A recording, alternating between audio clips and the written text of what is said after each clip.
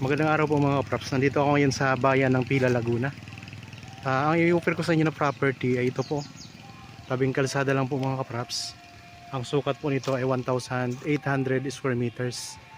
At ang frontage nito estimated po mula doon sa Mangga papunta po dito sa ito mga kapraps, sa poste na ito. Nasa 40 meters po ang frontage. Ang direksyon na to, papunta po ito sa town proper ng Pila, Laguna. So nasa ano lang mga kapraps, mga 7 minutes travel time lang po. Nasa town proper na tayo ng Pila. Tapos dito po sa kabila, papunta naman po ito sa iba pang mga barangay. Tapos pwede tayong dumaan dito papunta sa Nagcarlan. Tapos papuntang Liliw. Pwede rin po papuntang San Pablo. Dito tayo ngayon sa harap ng property mga kapraps. Merong tanim na mga puno, may mga lansones, saging, mga niyog. Okay, ako nga po pala si Buds, ang inyong laging kasama para sa virtual viewing sa mga property na i-offer namin. So, pasok po tayo doon sa loob ng property mga kapraps. Meron itong bakod na barbed wire. Ayan po. Tapos meron tayo ditong daanan sa gilid. Yan, may mga katabi tayong property na magaganda din mga kapraps. Oh. May mga halamanan. Yan, ito na po ang boundary ng property mga kapraps. So may bakod na tayo dito sa gilid. Tapos dito may bakod na rin po tayo dito sa harapan. Yan, malawak po ang kalsada dito. May access na ng kuryente at saka tubig. Okay, pasok po tayo. Yan. Patag na patag yung property. So ito na nga po yung mga tanim niya. Mga niyog, marami pong tanim na mga lansones. Kasi ito po may puno ng rambutan na napakaraming bunga.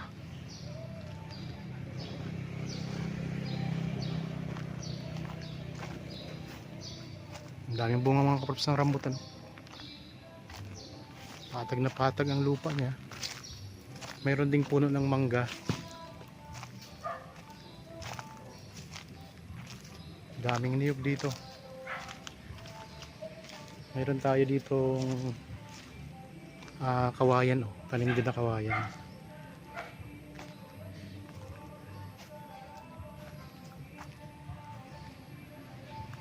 So, magandang property ito mga kapraps.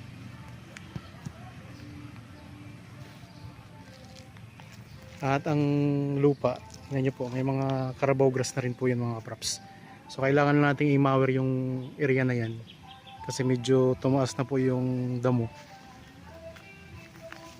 Okay. Yan, may bakod na rin tayo dito mga kapraps, oh, na barbed wire. Tapos ito yung katabi natin mga kapraps. Yan. 1,800 square meters ang buong sukat.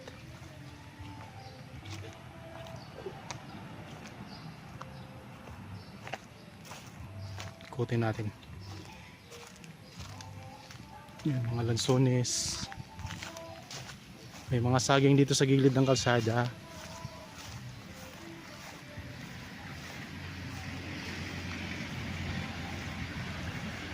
Malapit lang sa bayan ha, mga 6 to 7 minutes travel time lang po.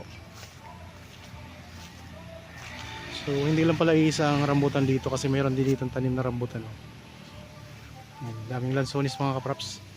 Ikot ko lang ang camera.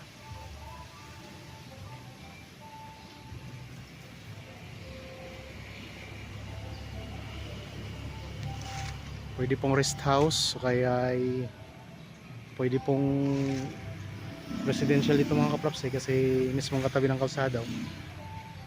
Ayan.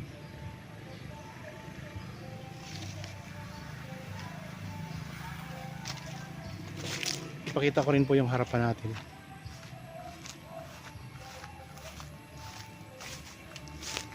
Yan yung harap ng property. Para may idea kayo sa mga nasa harap natin.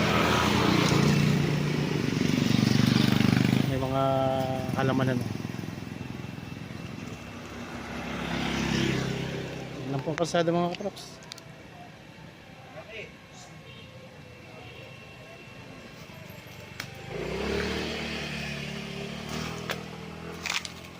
May access ng kuryente at saka tubig.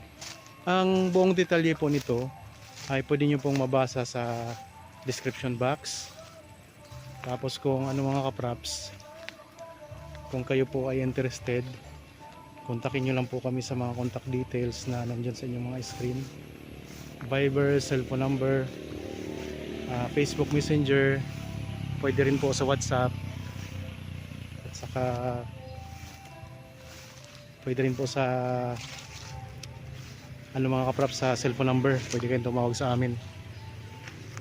Meron tayo ditong puno ng mangga sa area na to.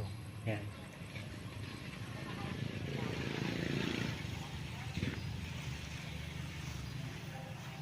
Magandang property ito. So 1,800 square meters lang ito mga kaprops ha. Small cut lang.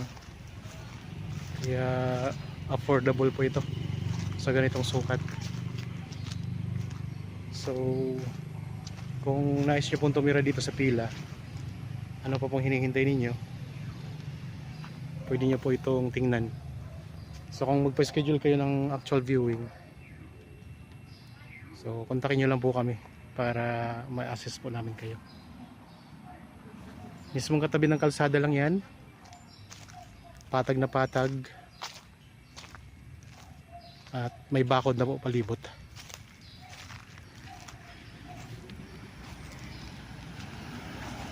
Okay mga kaprops, ngayon ipakita ko naman po sa inyo ang aerial view nitong property. Ayan po ang kalsada, at ito naman po ang property mga kaprops. Mula dito matatanaw natin yung mga tanim na niyog, may mga rambutan, tapos mga lansones, at ayan din po ang mga katabi natin. Ang sukat po nito ay 1,800 square meters po. So small cut lang to mga kaprops. At ang presyo makikita nyo naman po sa description box at sa title po nitong video. Dalawa po ang kalsada nito mga kaprops. May kalsada sa harapan, mayroon ding kalsada sa bandang likuran. Ayan naman po ang mga katabi natin. Ang direksyon na ito ng kalsada, papunta po yan sa town proper.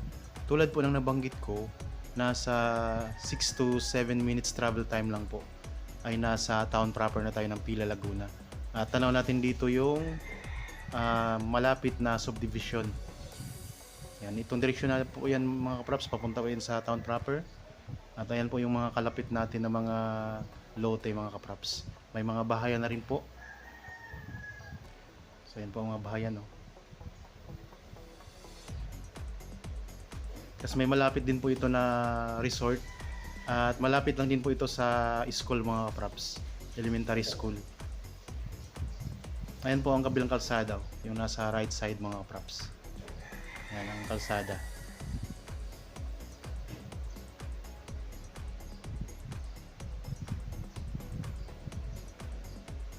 Tapos ito yung kalsada sa harapan. Ayan, dito po sa likuran mga props. Ito lang po yung likuran. Ayan, tanaw din natin ang kalsada sa likuran. Kaya dalawang access natin.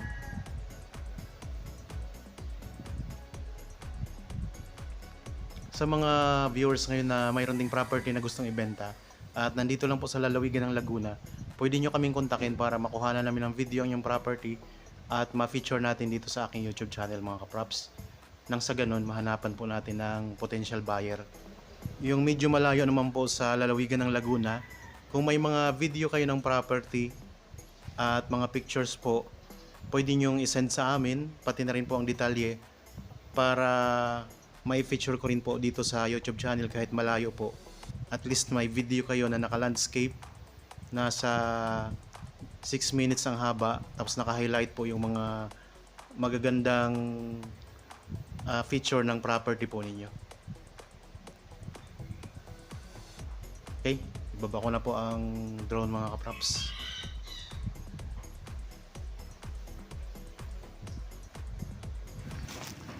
Maraming salamat po sa inyong panonood. Sana nagustuhan niyo itong property na ino-offer ko sa inyo ngayon. Para po sa bago pa lang sa aking channel at napadaan lang dito sa aking channel, huwag niyo pong kalimutang mag-subscribe at pindutin na rin po ang notification bell para palagi kayong updated sa mga bagong property na i-offer namin. Maraming salamat po mga kaprops. Lagi po tayong mag-iingat. At God bless po sa ating lahat.